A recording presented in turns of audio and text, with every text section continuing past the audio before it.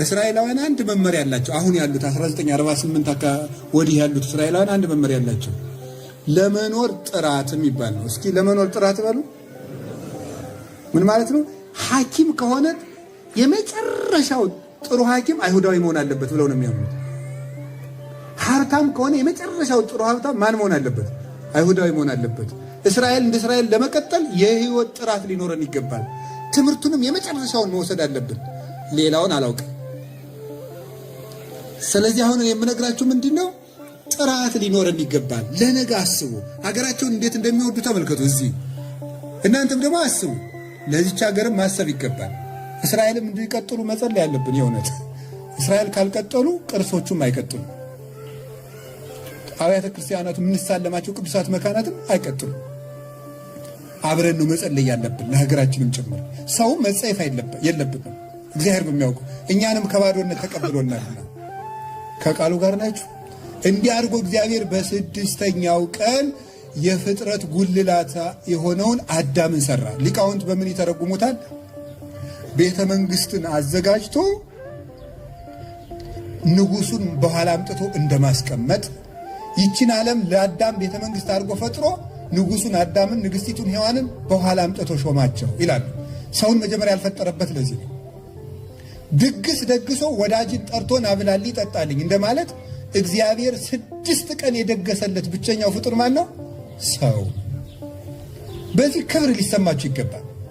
ዘመድ ወንድም እህት ባይኖራችሁ እኔ እኮ እግዚአብሔር 6 ቀን የደገሰልኝ ፍጡር ነኝ ማለት አለባችሁ።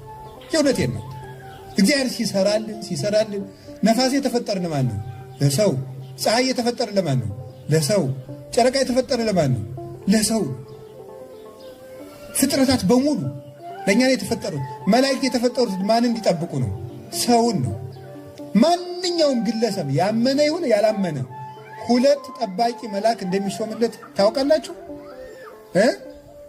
እናንተ የምታደንቁት ግን 2 ጋርድ ያስከተለ ባለስልጣን ስታዩ ግርማ ገሌ ጋርድ ያለው ትላለ። እናንተም እኮ አላችሁ። ለዚያው የማይክድ ጋርድ ነው። ጋርድስ ሊክድ ይችላል፣ ግን የማይለወጡ ጠባቂዎች አሉ ለእያንዳንዳችን። እግዚአብሔር በምድር አንግሶናል። ስንተኛም አንድ ጠባቂ መልአክ አለ የማይተኛ። እኛ ተኝተን ሰላም የምናድረው ሰይጣን አዝኖልን መሰላችሁ? ጣራውን እኮ አፍርሶ ቢጭነን ደስ ይለዋል። ታዲያ ለምንድን ነው ሰላም የምናድረው? የማይተኛ መልአክ እግዚአብሔር እዚያ ስላስቀመጠልን የማይተኛው አምላካችን። በዋልንበት ውለን የምንገባው ጠባቂ መልአክ ስላለን ነው። ሰው ንጉሥ ነው። ሶስተኛው ምን ያሉ ሊቃውንት ቤት ሰርቶ ጉልላቱ መጨረሻ ላይ እንደሚያስቀምጡት ይሄንን ዓለም ፈጥሮ እግዚአብሔር የፍጥረት ጉልላት የሆነውን ሰውን መጨረሻ ፈጠረው ይላል። ሰው ልዩ ፍጥረት ነው። ልገራችሁ፣ ልዩ ፍጥረትነቱን ከምናደንቅበት አንዱና ከምንረዳው ሴቶች ሲወልዱ ነው። የሚገርመኝ ሴቶች ሲወልዱ በጣም ምጥ፣ በጣም ጥልቅ ስቃይ ነው። ሐኪሞቹ ከጎና አጥንታችን በጣም ብዙዎቹ ሲደቁ ሲሰበሩ የሚሰማንን ያህል የሚሰባቸው ወይም የአንድ ጎና አጥንታችን በሙሉ ድቅቅ ሲል የሚሰማንን ያህል ይባላል። እና ስታምጥ ቆይታ ሴቲቱ ልጁን ስታየው ደስ ይላታል። ለምን ይመስላችኋል? ምጧን ትረሳዋለች። ለምንድን ነው እንደዚያ የምታደርገው? የሚሆንላት የወለደችው ሰው ስለሆነ ነው። ጌታ ዮሐንስ ወንጌል ምዕራፍ 16 ላይ ሲናገር ልትወልድ እንደተቃረበች ሴት እንደዚሁ ታዝናላችሁ። ሴቲቱ ግን በወለደች ጊዜ ደስ ይላታል። ለምን? ሰው ወልዳለችና ይላል። ሰው ወልዳለች ማለት ሰው የማን መልክ ነው? የእግዚአብሔር መልክ ነው። ሰው የእግዚአብሔር መልክ ስለሆነ ሰውየውን ስታይ እግዚአብሔርን ስለምታይ ምጧን ትረሳዋለች። የሕፃናት መልክ የማን መልክ ስለሆነ ነው? የእግዚአብሔር መልክ ነው። እኛ በአርአያ እግዚአብሔር የተፈጠርን ነው። ንገራችሁ ስለ ሰው ተፈጥሮ 3 ነገሮችን። የመጀመሪያው ሰው በእግዚአብሔር መልክ ተፈጠረ የሚለው እንድታውቁ። ምንድነው ሰው በእግዚአብሔር መልክ ተፈጠረ የሚባለው? አንደኛው ሰው እንደዚሁ ቁመናው እግዚአብሔርን ይመስላል። አይን እንዳለን እግዚአብሔር አይን አለው። ቁመት እንዳለን ቁመት አለው እግዚአብሔር። እጅ እንዳለው እግርም የእሱ ረቂቅ የኛ ግዙፍ ነው። አንደኛው በቅርጻችን እግዚአብሔር እንመስላለን ሰዎች ብቻ። ሁለተኛ በነፍስና በስጋችን። ከዚያ ፊት አንድ ነገር ልንገራችሁ። በቅርጻችን ሁለተኛው በነፍሳችን ተፈጥሮ ሰው ልብ አለው። ልብ በሉ እንጂ። ቀጥሎ ምን አለው? ቃል በሉ። ቀጥሎ ምን አለው? እስትንፋስ አለው። ስንት ሰው ይባላል ታዲያ? አንድ ሰው። ልብ ስል አብ በሉ። ልብ፣ ቃል፣ እስትንፋስ ስንት እግዚአብሔር ይባላሉ? አንድ እግዚአብሔር ይባላሉ። ቴዎዶጦስ ዘእንቆራ የሚባል ሊቅ ነው የተረጎመው። እንቆራ ማለት አንካራ ቱርክ ውስጥ ያለች ከተማ ናት። ዛሬ አንካራ ናት። እዚያ የነበረ ሊቅ ነው። 4ኛው ክፍለ ዘመን የነበረ የቤተ ክርስቲያን ሊቅ። ልብ አብ እንደ ልብ ነው፣ ወልድ እንደ ቃል ነው፣ መንፈስ ቅዱስ እንደ እስትንፋስ ነው ብሎ ተርጉሟል። ግን ሰውየው አንድ ሰው ነው እንጂ 3 ሰው አይባልም። እኛ ሥላሴም 3 አካላት ቢኖራቸው አንድ አምላክ ናቸው ይላል። ስለዚህ ሰው እግዚአብሔርን ይመስላል የተባለው በአሳቢነቱ በእውነት ተናጋሪነቱና እስትንፋስ ማለት ሕያው ሥራ በመስራቱ ነው። ሰው እግዚአብሔርን ይመስላል ማለት። ሶስተኛስ እግዚአብሔርን የምንመስለው ለምንድን ነው? ሰው ነፍስና ሥጋ ነው። እስኪ ነፍስና ሥጋ በሉ። ምን አላችሁኝ? ግን ስንት ሰው ነው? አሁን ስንት ሰው ነው? ስለዚህ አባ መጣ ነው የምትሉ እንጂ አባ መጣ ነው እንጂ የምትሉት ነፍስና ሥጋ መጡ ትላላችሁ። አንድ ሰው ብላችሁ ትጠሩኛላችሁ። ግን ምን አለኝ? ነፍስና ምን ሥጋ አለ። ግን ስንት ነኝ? ሰውየው አንድ። ክርስቶስ አምላክ ነው። አምላክ በሉ። ሰው ነው።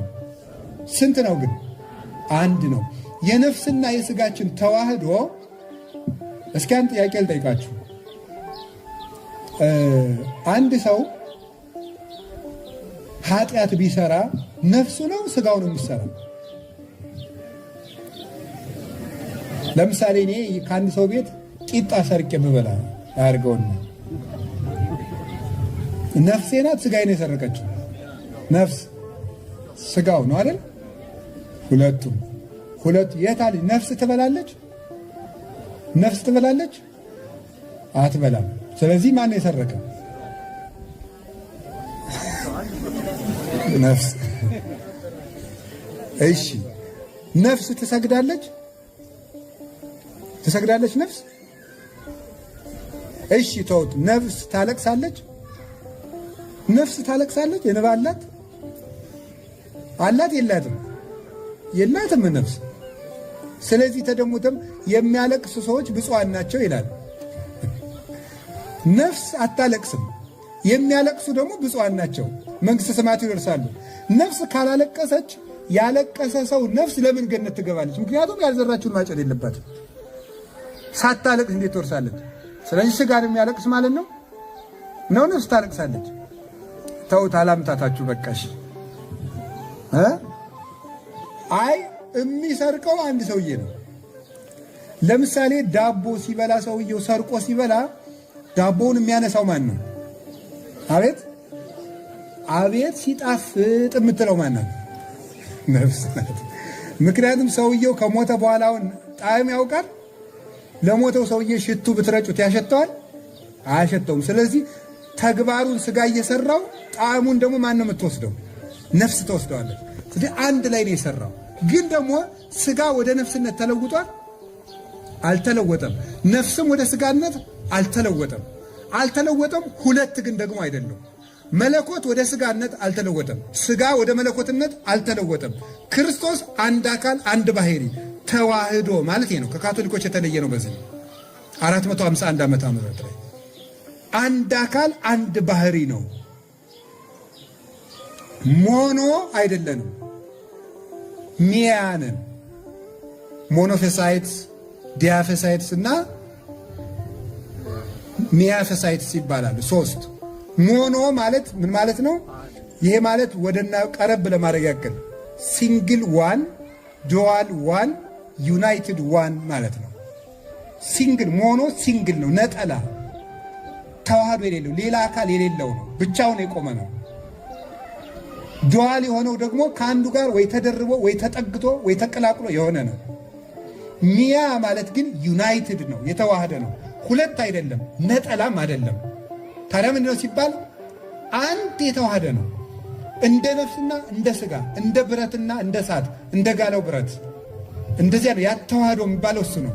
ስለዚህ ሰው በእግዚአብሔር አምሳል ተፈጠረ ማለት ሰው በሆነው በእግዚአብሔር ወልድ አምሳል ተፈጠረ ማለት ነው። ሰው በሆነው በእግዚአብሔር ወልድ አምሳል ተፈጠረ ማለት ነው ፍቺው። ለክርስቶስ አምሳል ሆነን የተፈጠርነው ለሶስትነታቸው አምሳል ነን። መልሰን ደግሞ ለክርስቶስ ተዋህዶ አምሳል ነን። ሶስተኛው ለመሰቀሉ አምሳል ሆነን የተፈጠርነው አርአያ ሆነን። ይኸው እንደዚህ ሲዘረጋ ምንድን ነው መስቀል? ይኸው መስቀል ሰው በመስቀል እንዲድን ታስቦ የተፈጠረ ነው። ሰው እንዲስት ወልደ እግዚአብሔር ተሰቅሎ እንዲያድነው ታስቦ የተፈጠረ ነው። የሰው ልጅ እንዲህ ያለ ክቡር ፍጥረት ነው። የእግዚአብሔር መልክ የተሰጠው ፍጥረት ነው። ስለዚህ እግዚአብሔር ምን አርጎ አረፈ ስትሉኝ፣ ሰው ፈጥሮ አረፈ። እስኪ ሰው ፈጥሮ አረፈ በሉ። የእግዚአብሔር የመጨረሻ የሥራ ማረፊያው ማን ነው? ሰው። የመጨረሻ የሥራ ማረፊያ እረፍት ያደረገበት ምክንያት ሰው ሲገኝ ሰው በቃኝ የሚያስብ አንድ ዕቃ ስንፈልግ አይደለም ሲያቀርቡልን እና የፈለግነውን ዕቃ ስናገኝ በቃ ይሄን ነበር ስፈልግ የነበረው እንደሚባለው የሰው ልጅ በቂ ፍጡር ነው፣ ሙሉ ፍጡር ነው። እግዚአብሔር የሚደሰትበት የመጨረሻው ፍጡር ነው። ማን? ሰው። እገሌ የሌለው ሰው። በአጠቃላይ ሰው እንዲህ ያለ ክብር አለው። ሰንበት ስለዚህ የተሰራው ማን ነው? ለሰው ነው።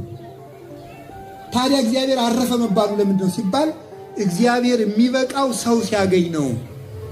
ለእግዚአብሔር ጥላ ከምንሰጠው፣ መቋሚያ ከምንሰጠው፣ ጥንግ ድርብ ከምንሰጠው፣ ቤት ከምንሰራለት፣ ትልልቅ ሕንፃዎችን ከምንሰራለት ይልቅ ሰው ስንሰጠው ደስ ይለዋል እግዚአብሔር። ሰው ስንሆንለት ደስ ይለዋል። ሰውነታችን ነው የሚፈልገው እግዚአብሔር። ሰማይማ ሰርቷል፣ አዳራሽማ ሰርቶ ነበር። እግዚአብሔር የፈለገው ሰው ነበረ። እግዚአብሔር ደስ እንዲለው ከፈለጋችሁ ሰው እንስራ። እኔ እውነቴን ነው የምነግራችሁ። አሁንም ሰው ስሩ፣ ሰውነታችን እንስራው፣ እግዚአብሔር እናስመስለው። የመጨረሻው እግዚአብሔርን መምሰል የምትባለው ቅድስና ናት። ቅድስና ወይም ደግሞ ሱታፊ አምላክ በግሪኩ ቲኦሲስ ይሉታል። እግዚአብሔርን ወደ መምሰል መነጠቅ፣ መሰወር። ሰው ሲበቃ ከዚያ በኋላ ከተፈጥሮ ሕግ በላይ መሆን ይጀምራል። የመሬት ስበትን ተቃውሞ በህዋው ላይ መራመድ ይጀምራል። በባህሩ ላይ መራመድ ይጀምራል። በጠባብ ቤት ሊገባ ይችላል። በክርስቶስ ስዋሬ ማለት ነው። በተዘጋ ቤት ይገባል። ይሄንን ክብር የምናገኝበት የዘላለም ሕይወት የምንወርስበት ሰውነታችን ነው። ስለዚህ የሰው ረፍቱ ምንድን ነው ካላችሁኝ፣ ሰው መሆን ነው ማለት ነው። እስኪ የሰው ረፍቱ በሉ። እግዚአብሔር ምን ሆኖ አረፈ? ምን አሉ አረፈ? እኛስ የምናርፈው ምን ስንሆን ነው? ሰው ስንሆን በሉ። ንገሩኝ። ረፍት ትፈልጋላችሁ? እንደው ሀገራችን ኢትዮጵያም እንድታርፍ ትፈልጋላችሁ? ሰው ሁኑ። ሰው ስንሆን እናርፋለን። እዚያውን ያለነው የት ነው? ኢየሩሳሌም ነው። የኢየሩሳሌም ዋናው ተወዳጅ ንጉሥ፣ አሁን ሁሉ የሚወዱት የዳዊት መቃብር ላይ ሄዳችሁ አይታችኋል። ሲወዘወዙ ነው የሚውሉት። እና ዳዊት፣ ተወዳጁ ዳዊት፣ እግዚአብሔር የሚወደው እስራኤል የሚወዱት ሁላችን የምንወደው ዳዊት ለልጁ ለሰሎሞን ሲሞት ምን ብሎት ነው የሞተ? ልጄ ሰው ሁን፣ ሰራዊቶቹ ነገሌ ሆነዋል፣ ነገሌም በዚህ አደራጅ፣ በዚህ እንትን በል፣ እንዲህ ብሎ ንጉሥ ለልጁ ቤተ መንግሥት ሲያወርስ ስርዓተ መንግሥት አውርቶ ሕጉን እንዲያድግ አስተዳደር ብሎ ያስተምራል እንጂ። ግን ምንድን ነው ያለው? ሰው ሁን። ሰው ከሆንክ ማን ይመራልሃል መንግሥትን ብሎት ነው። እግዚአብሔር ይመራልሃል ብሎ በ12 ዓመቱ በገባኦን ተራራ ላይ ወጥቶ፣ ገባኦን ተራራ ማለት ወደዚህ ወደ ኢያሪኮ በኩል ሆኖ በጌልጌላ በኩል የሆነ ራቅ ብላ የምትገኝ ናት። እስራኤል ከግብፅ ሲመጡ መጀመሪያ ሲገቡ ያገኟት ቦታ ናት። እና ገባኦን ተራራ ላይ ሄዶ ሰሎሞን ምንድን ነው ያለ? እግዚአብሔር ሆይ እኔ 12 ዓመት ልጅ ነኝ፣ እስራኤልን የምመራበት ጥበብ ስጠኛል። አባቱ ያለው ይህንን ነበረ። ጥበብ ሰጠው። እግዚአብሔርም አንተ ጥበብ ለምነኛልና ያለመንከኝን ሀብትና ጥበብ ጨምሬ እሰጥሃለሁ አለ። እንደ ሰሎሞን ያለ ባለጸጋም አልተነሳም። ስለዚህ የእግዚአብሔር ቤተሰቦች ሰንበት ማለት ለእኛ ሰው መሆን ነው። እስኪ ሰው መሆን በሉ። የትምህርታችን ርዕስ ምን ነበር? ሻባት ወይም ሰንበት ነው። ስለዚህ ሰንበት መሆንም ሰንበት ማክበር ማለት ምን ማለት ነው? ድገሙ ሁላችሁ። ምን ማለት? ሰው መሆን ነው። ሁለተኛ፣ እየጨረስኩ ነው ትምህርቴን እንዳይረፍድብን። ሁለተኛው ሰንበትን ማክበር ምን ማለት? ስራን ጨርሶ ነው። እረፍት፣ ሰንበት ማለት እረፍት ነው። እኛ እረፍት እንድናገኝ ምን እናድርግ ስትሉ ስራችንን ጨርስ። እስኪ በሉ ስራችንን ጨርስ በሉ።